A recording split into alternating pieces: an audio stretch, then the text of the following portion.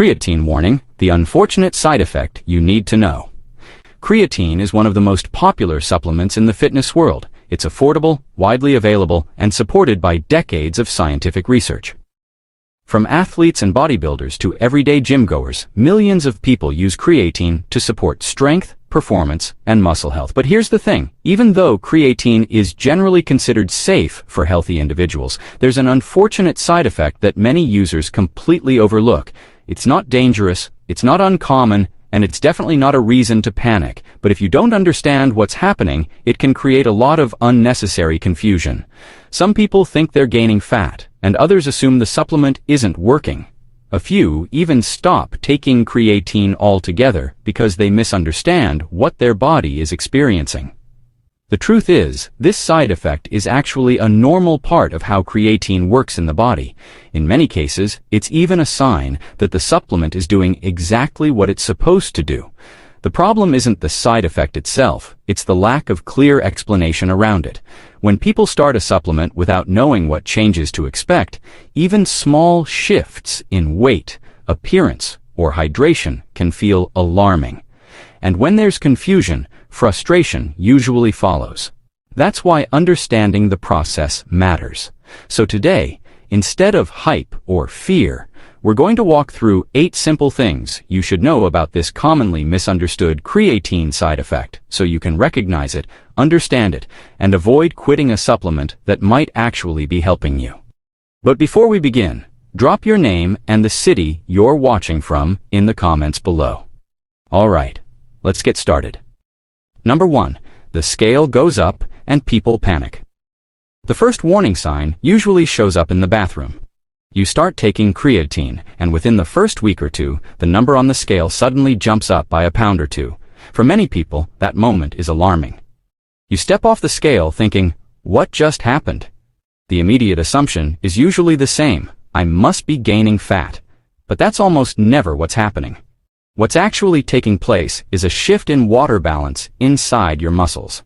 Creatine works by increasing the amount of water stored within muscle cells, a process called intracellular hydration.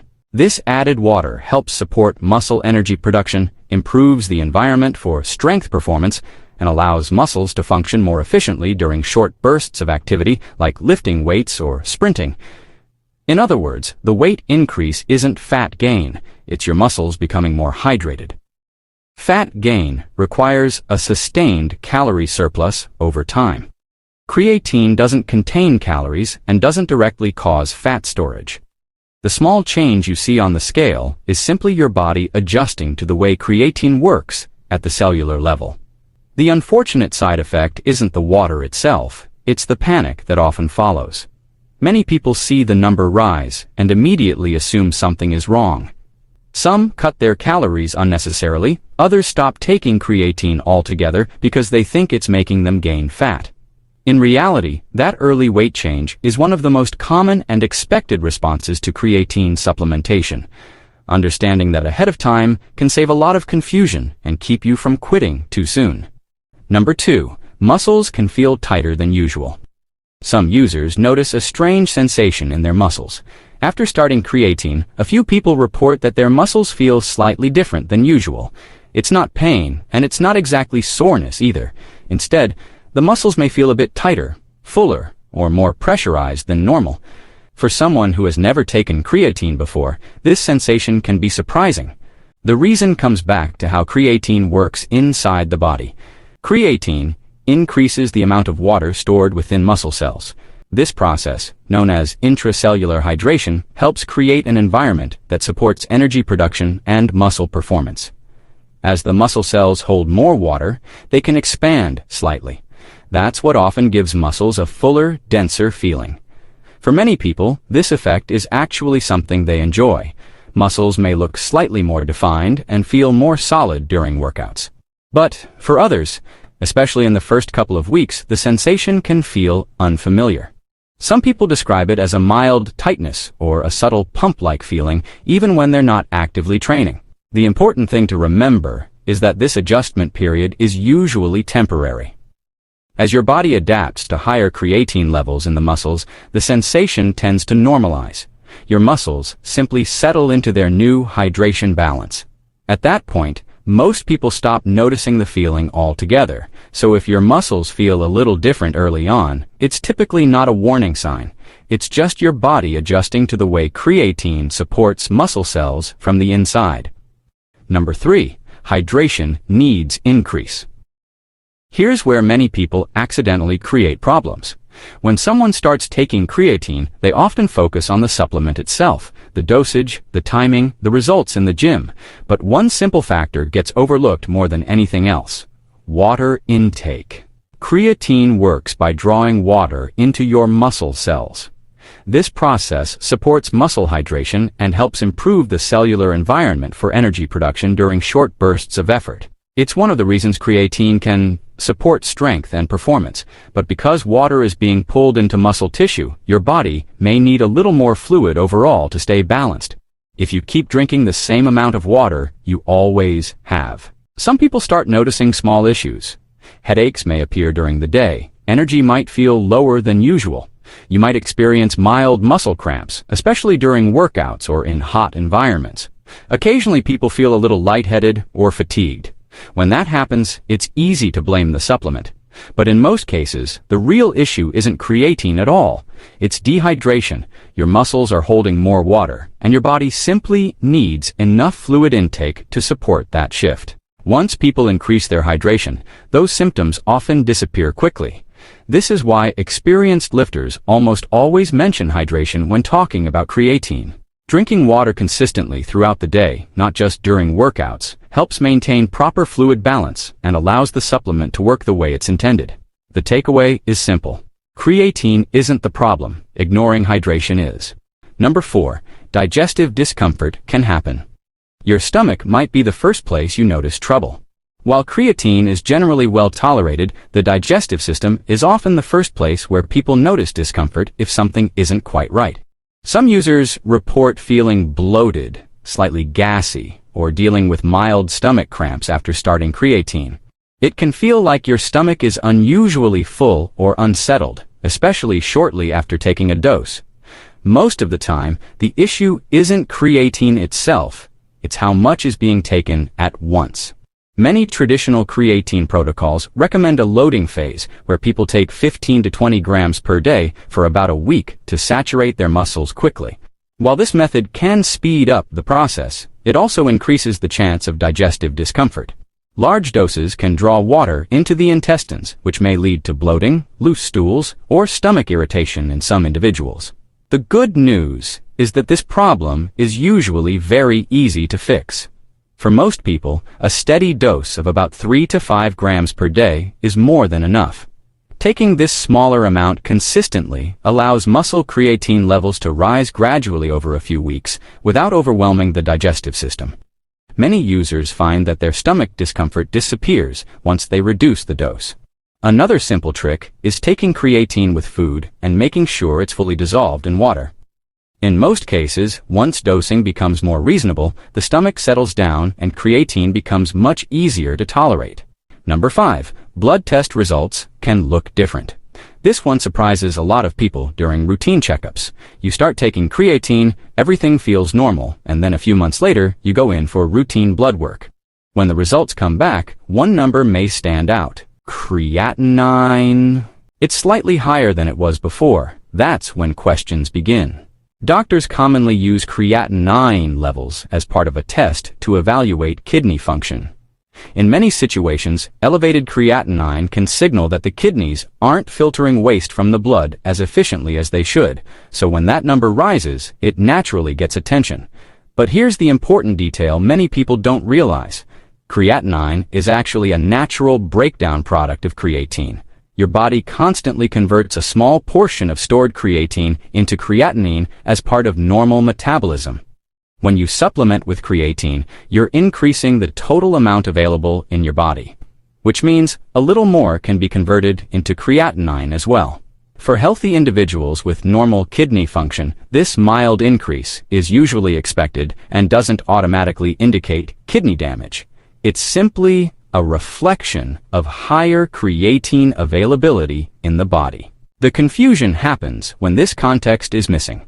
If your doctor doesn't know you're taking creatine, they may interpret the higher creatinine level as a potential kidney issue.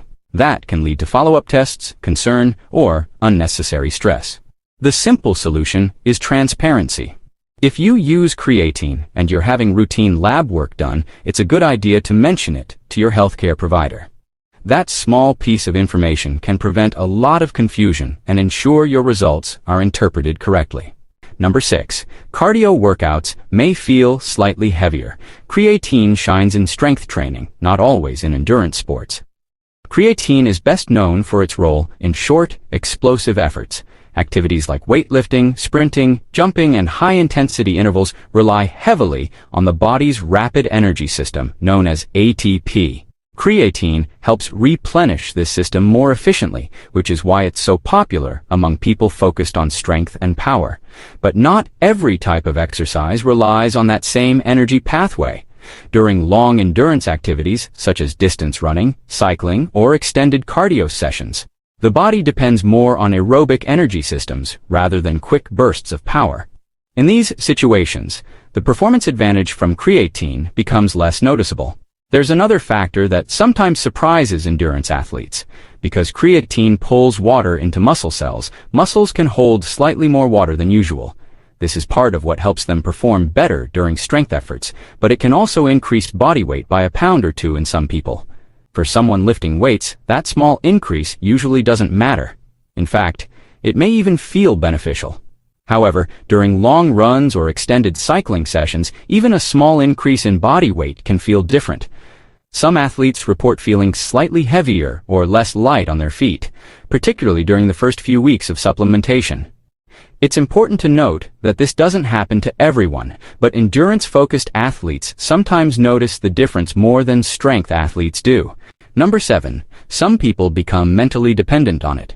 The psychological side effect is rarely discussed. Creatine doesn't affect the brain in the same way stimulants or addictive substances do. It doesn't create cravings, dependency, or withdrawal symptoms. From a chemical standpoint, it's not addictive.